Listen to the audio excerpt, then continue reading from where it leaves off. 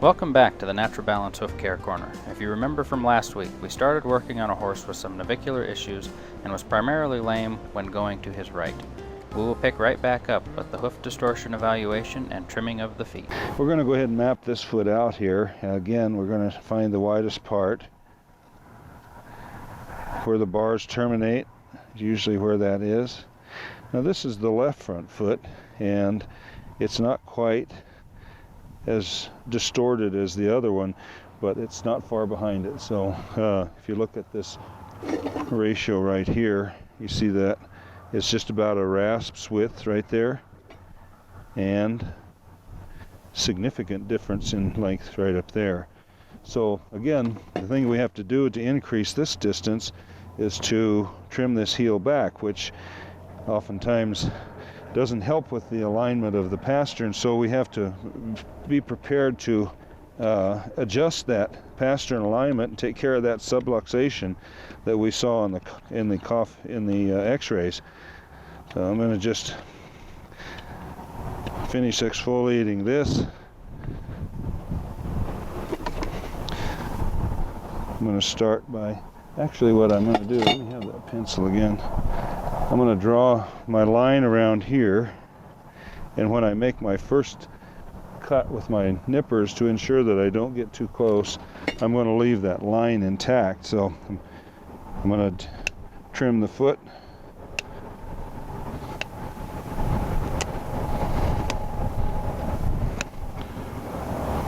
So that there's approximately 1/8 of an inch of depth right here from the live sole to the edge of the wall.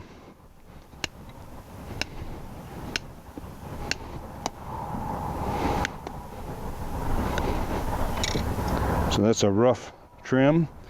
I'll trim a little bit off the toe. I've actually taken about twice as much off of that heel as I have in the toe area. But just as you can see, I've already increased that length. Remember, the rasp was right at that heel length. I've increased the length of that heel by over 1/2 inch, and I've decreased this distance here by almost half of that extra length. So simply just using the sole as a guide and trimming according to the level of the sole, I've done two things. I've trimmed equal on both sides in this depth right here. You can see all of this depth related to the sole is the same on both sides. So I've balanced the coffin bone more efficiently to the ground surface, and I've increased this length right here. Now the thing that is always difficult for many farriers to do is to place breakover at the relative to the tip of P3. Now we have X-rays showing where the coffin bone is, and it ends up being just about 1 inch ahead of that apex, and we want to place the breakover about 1/4 of an inch ahead of that. And if we do that, then these ratios are going to balance out more around 50-50.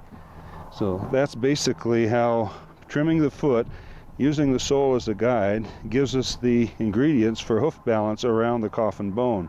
And it's nice to have the X-rays to be able to double check this system so that we know exactly where we're at. So that's basically it in a nutshell. Now that I've got the foot roughed in here, I'm going to go ahead and level it up and get it ready for a shoe. I'm going to finish my heels off first. And now I'm going to go ahead and rasp this front flat. I'm going to take that line out, and I want to rasp down just to the level of the sole.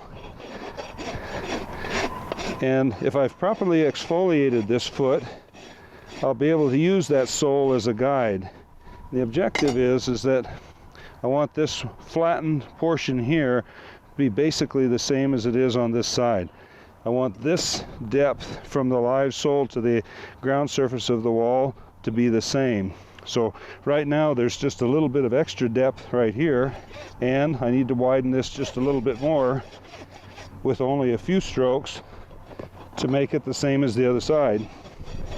And just simply leveling it up should make this platform and these two depths, this depth and that depth, the same. So basically I've got the coffin bone nice and flat to the ground. One of the things that I notice while I'm up here is you see this crack that comes down the front of the foot, and as you look at the foot from this perspective, you see kind of a difference in this ring that's about halfway down, and you can sort of see the adjustments that the coffin bone is trying to make inside when rings get more compressed on one side than they do on the other. And it's not a big deal here on this particular foot, but these are little things that you can recognize as being imbalances long before they become a lameness. So I'm just going to take any flare off of this foot just to shape it up. There's a little straight spot right here that is allowing this wall to sort of run forward, and I'm just going to shape this back to a straight plane so that I maintain hoof wall continuity and its relationship to the bone. Okay. Now I've got a foot that's coffin or hoof wall that's shaped with respect to P3. All my references are reliable, and I can prepare a shoe for that in a way that will best suit this horse. The thing that's real interesting about this is that we've taken that other foot and we've trimmed twice as much off the heel in order to increase the length and width of the back of the foot, and we've taken half that amount off the toe. And it's interesting that with the frog on the ground, that it helps to align the coffin joint. It's granted there's still a broken back pastern axis, but there was a broken back axis before we dropped the heels down and engaged the frog. So we haven't really changed an awful lot of the things about the mechanics. If we were to take another x-ray of this, we'd find that the coffin joint would probably line up a lot better than it did before, even with that lower angle, which is really really kind of a mystery to a lot of farriers, and particularly the problem horses that we have to deal with. So That's all the time we have for this week. Please join us next week as we finish up the hoof preparation on this horse. If you have any questions, please don't hesitate to call or visit nbhoofcare.com. At Equine Digit Support System, we are committed to providing horse owners and hoof care practitioners with products and information that promote soundness in horses through natural guidelines.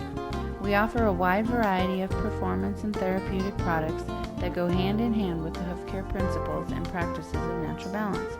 The Natural Balance hoof trimming and Natural Balance shoeing videos not only provide the most up-to-date and detailed instruction, but also include educational presentation sections that discuss basic anatomy and biomechanics of the foot. The various items in our Natural Balance and EDSS product lineup are of the highest quality and have been specifically developed throughout the years of research and practical experience. Please let us know how we can help serve you and the hoof care needs of your equine friends.